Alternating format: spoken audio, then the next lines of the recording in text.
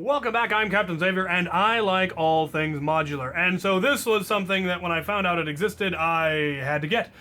This is, obviously, as you can see, an M203 style grenade launcher, and it's designed to fire water BBs, just like the grenade and the claymore that people have been reviewing left and right since they came out, and we discovered they could be used for Nerf.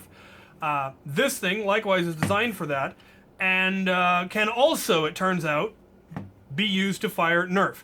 As it is naturally designed, you can put just 2 half darts right in the barrel and it will fire them relatively well. Not incredibly well, obviously, since that is not what this thing was designed to fire, nor since there's obviously a lot of dead space in there. It's designed for you to load water pellets in there and then prime it multiple times to load multiple rounds in, and it fires, I don't know how many it can fire. I don't have any of the water babies because I have no intention of ever using it for that. It is just Picatinny rail attached, so you will need a blaster that has Picatinny rail or an adapter to be able to attach it to your Nerf blaster. It pumps just like any Nerf gun and then has a trigger and fires the half darts beautifully. What I want to know is, can it take a K26? And can I lengthen the amount of the barrel that will take half darts in order to get it to take more half darts? My goal is to be able to fire 4 half darts out of this. So double load each barrel and fire 4 at a time with this, at least 30 or 40 feet, and I will call that a win because that is all I have ever expected out of a shotgun of any type. If I can get more, that will be wicked. Either more darts or more range. We will see. But let's get this thing open and see what makes it click. Whoa, jeez. Okay. So,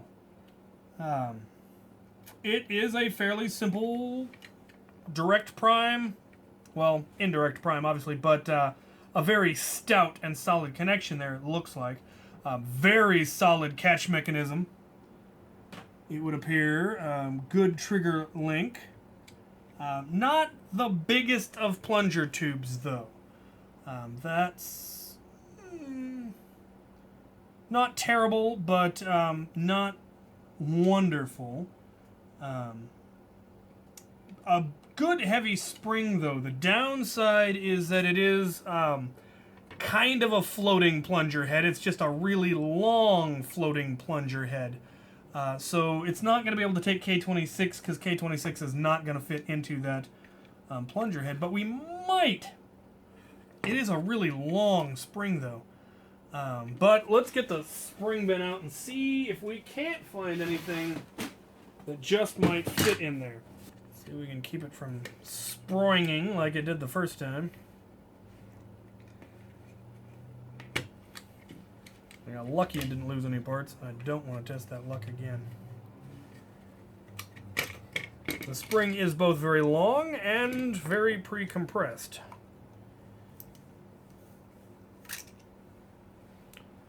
And very thin. They did not skimp on the lubricant. Good Lord. Nothing wrong with that. It's just... So yeah, not a particularly large plunger tube. Not the smallest, but would have liked a slightly bigger one. It's going to be very easy to rebarrel because the barrels all just come right off, and it's just going to be a matter of putting in a brass barrel. If I really wanted to, I could probably shorten the whole thing too. I mean, I could cut from here to here and here to here and just shorten it right up. Make it a little bit less ungainly, make it so it didn't look so bad if I put it on a shorter blaster, but I don't think I will start with that. I will start with just rebarreling.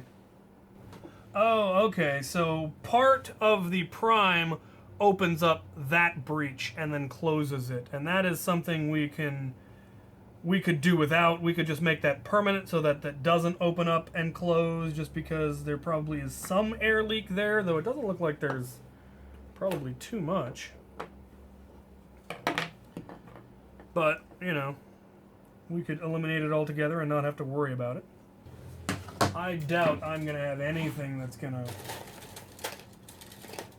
do anything for this. Though, you know, maybe I can find something that'll go on the outside.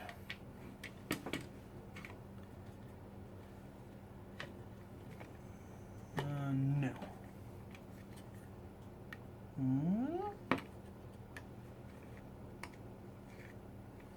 Let's not discount anything just yet. Issue with having something on the outside is going to be compression. And I don't think we're going to have anywhere near enough room. Alright, so if I want more power, I'm going to have to get a whole replacement spring.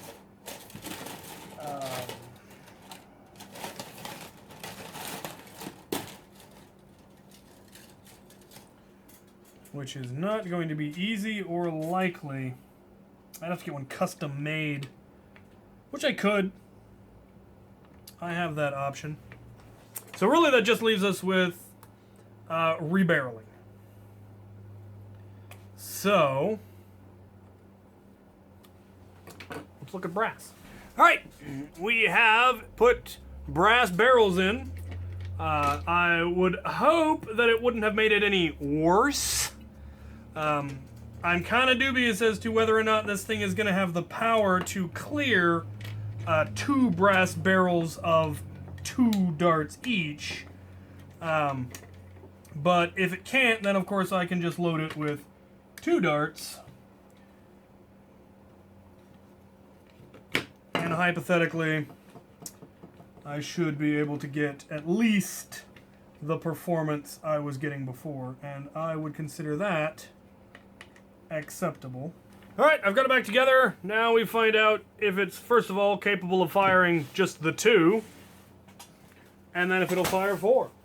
Oh, right then. I have the grenade launcher attached to this blaster that I have put together. Yes, spoiler alerts, I will explain this blaster eventually. But we are going to be testing it here in the alley. It's currently raining, so I did not bring out the chronograph, which, quite frankly, it's not nearly powerful enough for the chronograph to matter. So we're just going to be testing it with a variety of darts to see what kind of range and accuracy and spread we're getting. So we're going to do some full-length darts, since it's been chambered for that, as well as some variety of half darts. So let's fire some stuff.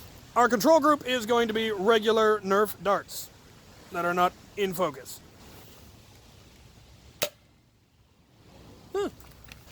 Next we have the black dome head darts.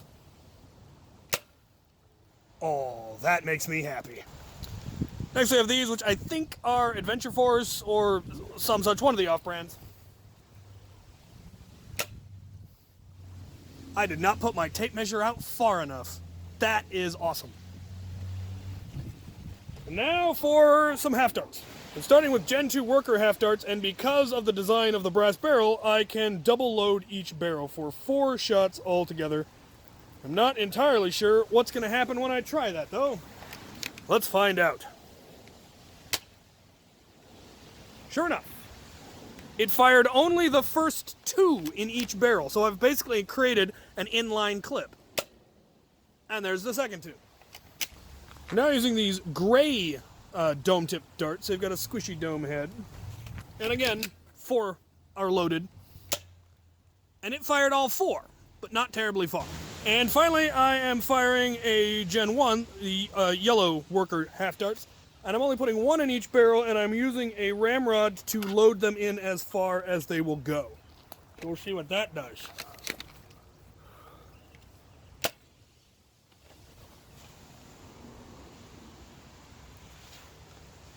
Huh.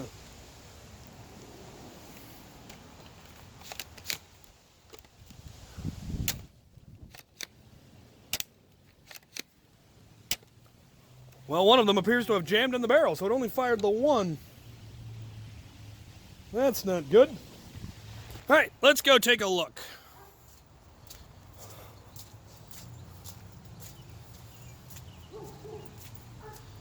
So the first one we have are from the 3-shot, and they're coming in at 30 feet, which is the range I well, really kind of expect from shotgun rounds. And then we're coming in here at 37, 39, and the last one came in at 43. So that's excellent range for any kind of a shotgun, in my opinion. All 4 of the worker darts are here at 44, 45, and that's firing just 2 at a time. So it fired first 2 and then it fired 2 more, and they got the same range both times, which is kind of surprising, actually. And poop.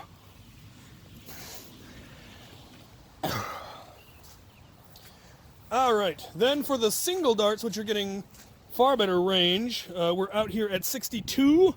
We've got one of the Nerf darts. I don't see the other. The orange ones and the adventure ones are coming in here at almost 80. 78 for one. No, that's not a dart I shot. That was already here. But one of the Adventure Force ones is out here at 78. One of the orange ones is here at 68. Oh, there's the other one. Back here at 56, so a little bit inconsistent, but much longer range. And then 72. All right then. It came out beautifully. The barrels are wonderfully brass, both of them are, and long enough for full-length darts, as clearly demonstrated. Quite lovely. Or for 2 half darts, which is really, really neat. I've found the results interesting. The regular Nerf darts, you got about the performance you were expecting. These ones performed much better than I was expecting, and I like that. They not only fired a lot farther, they were also more accurate, which was pretty neat. These ones fired the farthest of all. No idea why. Could have been a fluke. Could be just thicker foam, less foam, better, more aerodynamic head. Who knows?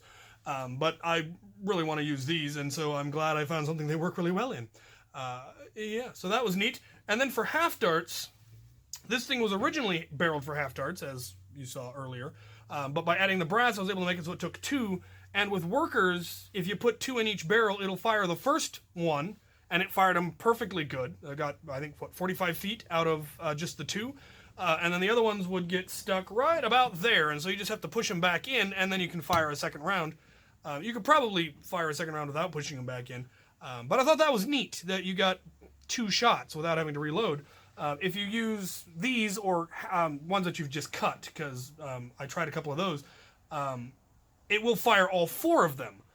Not quite as far as it was firing 2 workers, but it did fire them more than 30 feet, which is what I expect from a shotgun. So that was actually very pleasantly surprising. So I am pleased with the results. I would recommend this if you're looking for something for a really neat cosmetic build. It is very realistic looking. Again, the barrel is obviously longer than it should be, and you could hypothetically shorten it if you really wanted to, but that'd be a lot more shell work, but not overly hard.